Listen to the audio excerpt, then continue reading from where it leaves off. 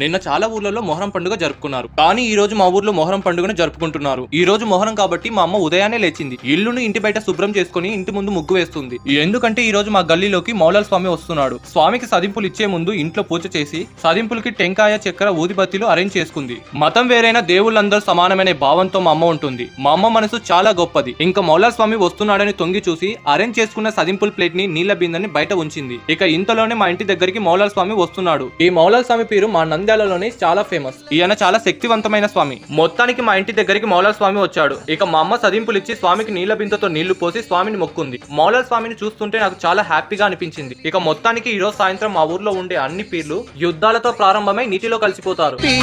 పల్లెతో జత కలిసి రావయ్యా రావయ్యా రామసక్కని సీతయ్యా, రావయ్యా రావయ్యా రామసక్కని సీతయ్య.